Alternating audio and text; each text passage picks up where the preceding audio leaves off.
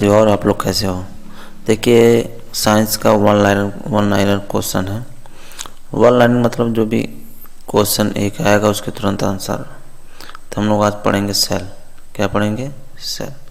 Cell में देखेंगे कि वन लाइनर में किस टाइप क्वेश्चन बनते हैं उसी टाइप पे, क्योंकि अब एग्ज़ाम का कभी भी एग्ज़ाम डेट 17 तारीख से है ही है। अब क्या होगा पता नहीं, कुछ रेलवे जवाब भी नहीं दे रहा है। तो ठीक है, शुरुआत करते हैं। देखिए, पहला क्वेश्चन है कि जीवन की मूलभूत इकाई क्या है? तो क्या है? कोशिका है। ठीक। जीवों की आधारभूत संरचनात्मक और क्रियात्मक इकाई क्या होती है? कोशिका होती है। कोशिका की खोज किसने की थी? रॉबर्ट हुक ने की थी। कब की थी? 1665 ईस्वी में। ठीक है। और किसने बताया कि पादपों का शरीर सूक्ष्म कोशिकाओं का बना होता है?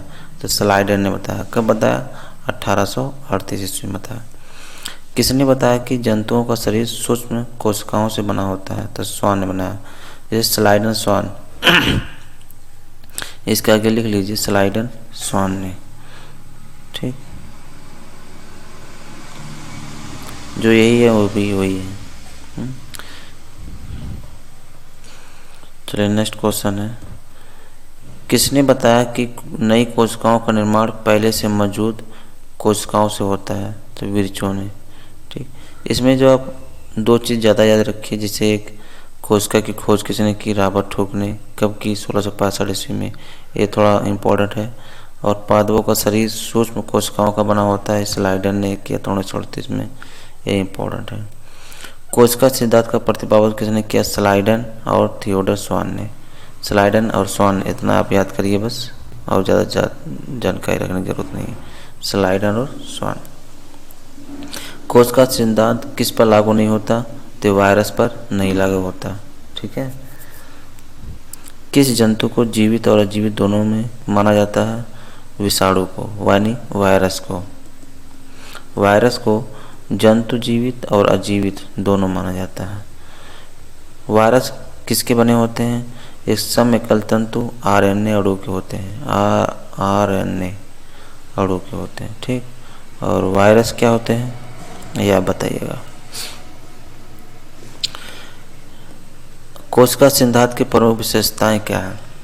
प्रत्येक जीव की उत्पत्ति एक कोशिका से होती है। ठीक है। प्रत्येक जीव शरीर का एक अनेक कोशिकाओं का बना होता है। कोशिका की उत्पत्ति जिस क्रिया से होती है उसमें केंद्रक मुख्य कार्यकर्ता सृष्टिकर्ता के रूप में भाग लेता है। ठीक। और प्रत्येक कोशिका स्वाधीन इकाई है। सभी कोशिकाएं मिलकर काम करती हैं। ठीक है, यही सब है।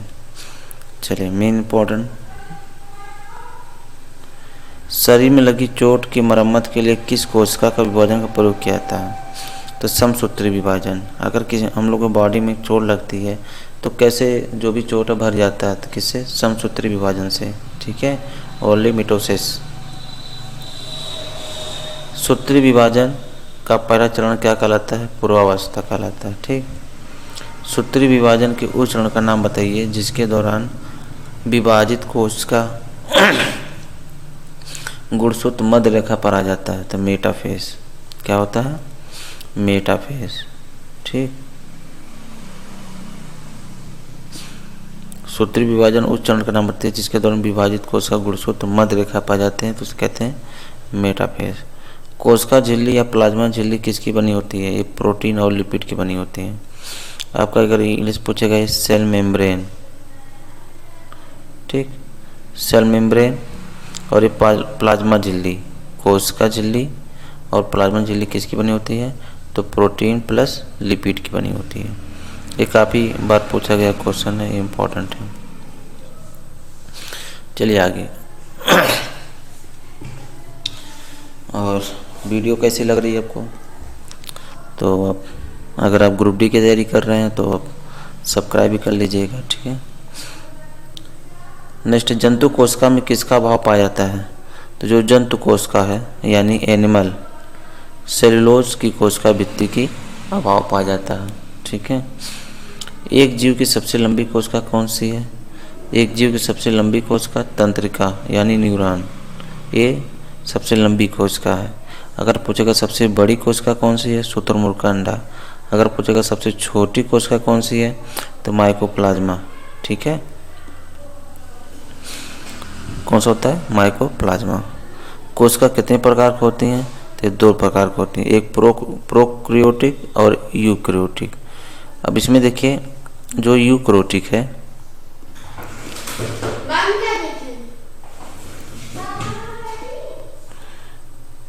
जो यूक्रियोटिक है ये हम लोग होते हैं। ठीक है, यूक्रियोटिक मतलब जैसे हम लोग, मतलब हम लोग में जैसे अगर हम लोग की बात हो, ठीक, तो यूक्रियोटिक होगा। अगर जानवरों की बात होगी तो प्रोक्रियोटिक होगा। ठीक है, चलिए आप प्रोक्रियोटिक यूक्रियोटिक के बारे में कुछ बताया हुआ है। जैसे कोशिका भित्ति, जिसे कहते हैं सेल वॉल, सेल वॉल जो है। अब प्रोक्रियोटिक क्या होता है? प्रोटीन, कार्बोहाइड्रेट के बनी होती है। यूक्रियोटिक सेलुलोज की बनी होती है। केंद्रक, एक केंद्रक में प्रोक्रियोटिक में नहीं पाया जाता, यूक्रियोटिक में पाया जाता है। ठीक है, अगर पूछेगा कि केंद्रक कहाँ पाया जाता है, तो आप लिखोगे यहाँ पे यूक्रियोटिक में। ठीक, यानी हम लोग में पाया जाता है। यूक्रियोटिक मतलब यू मतलब आप, हम, यूक्रियोटिक हो गया। तो यू हम लोग में क्या पाया जाता है? केंद्रक। ठीक, प्रोक्रियोटिक में नहीं पाया जाता, इसमें नहीं पाया जाता है। ठीक है, और कोशिका भित्ति, प्रोक्रियोटिक में प्रोटीन, कार्बोहाइड्रेट की बनी होती है, यूक्रियोटिक में सेलुलोज की बनी होती है। अगर पूछेगा सेल वॉल जो है यूक्रियोटिक में किसकी बनी होती है, तो यूक्रियोटिक में जैसे हम लोग में सेलुलोज की बनी होती है, प्रोक्रियोटिक में प्रोटीन, कार्बोहाइड्रेट की बनी होती है। ठीक है, नेक्स्ट, केंद्रक झिल्ली प्रोक्रियोटिक में क्या होता है? नहीं होता है, और ये यूक्रियोटिक में होता है। यानी केंद्रक जो है हम ही लोग में पाया जाता है और किसी में नहीं पाया जाता। कोशिका विभाजन, कोशिका विभाजन क्या होता है? कोशिका जो विभाजन है अर्धसूत्री प्रकार का होता है इसमें, प्रोक्रियोटिक में। इसमें अर्धसूत्री या समसूत्री दोनों प्रकार का हो सकता है। हम लोग में जो है, जो विभाजन है, सेल विभाजन किसके द्वारा होता है? यहाँ पे सेल विभाजन, जो सेल विभाजन है, अगर प्रोक्रियोटिक में पूछेगा इसमें, तो आप कहेंगे अर्धसूत्री प्रकार का है।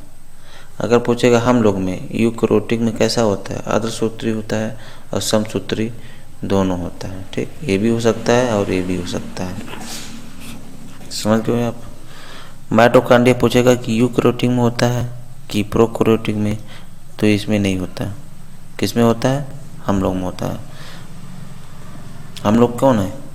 यूक्रियोटिक, यानी हम लोग। ठीक, यू भी बताया ना, जैसे यूक्रियोटिक, यू मतलब हम लोग हो जाएंगे।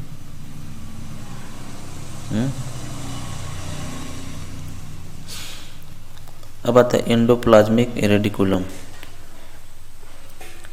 एंडोप्लाज्मिक रेडिकुलम, ER, देखिए इसमें भी अनुपस्थित होता है और इसमें होता है।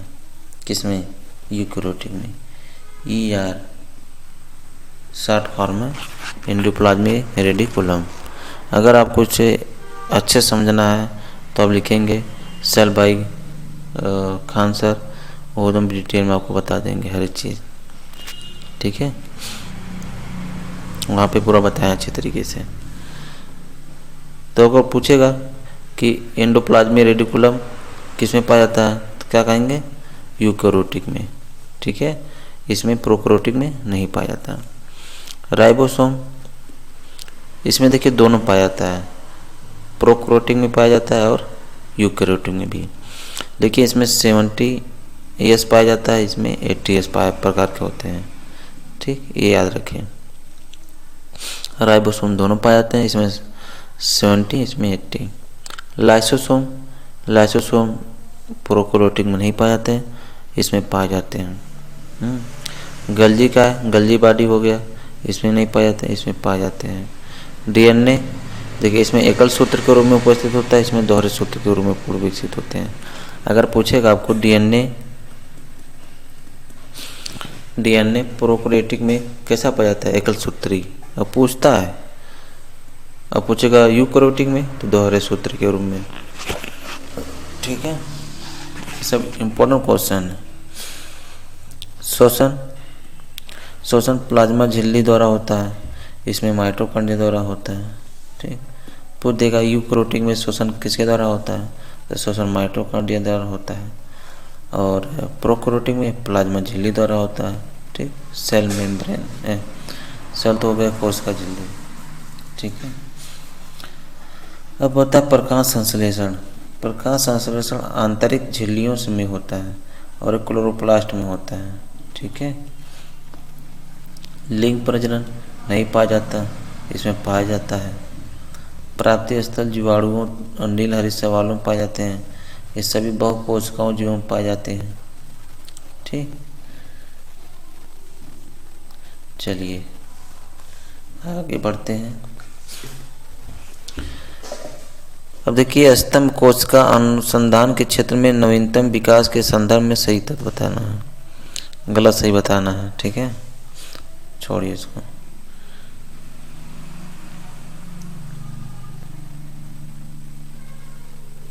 चलिए पढ़ लेते हैं। नूतन स्तंभ कोशिकाएं प्रस्तुत अनंत काल की तरह स्वयं ही पात्र संजीवती हो जाती है। छोड़िए इतना, बस जो पढ़े हैं उतना ही पढ़िए। ठीक है, और नहीं, क्योंकि वन लाइन पढ़ना है, हम लोग को समय बहुत कम है। जो इम्पोर्टेंट है उसको, जो माइंड को डाइवर्ट कर दे ऐसा नहीं कुछ पढ़ना होना है।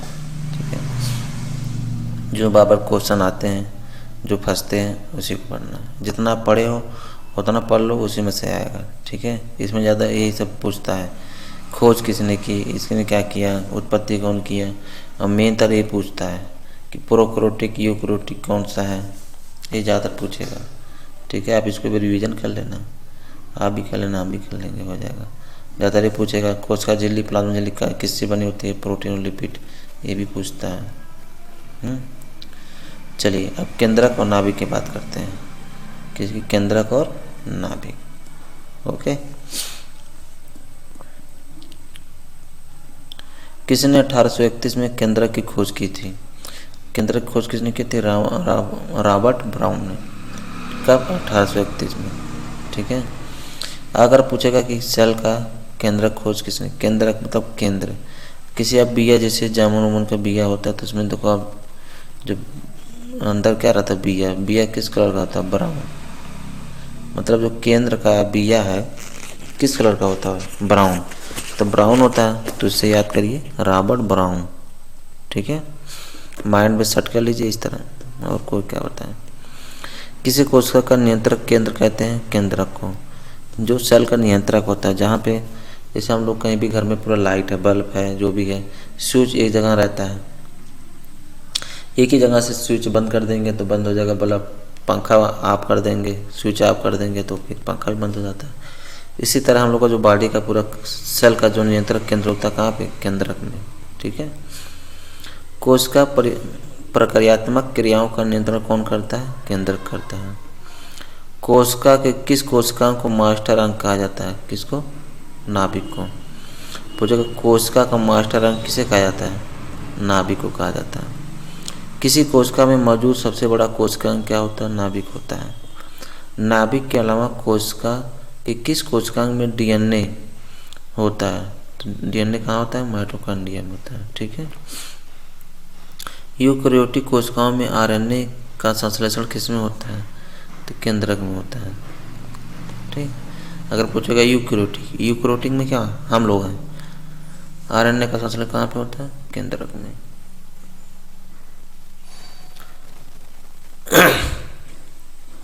अब आता माइटोकॉन्ड्रिया। माइटोकॉन्ड्रिया खोज किसने की थी?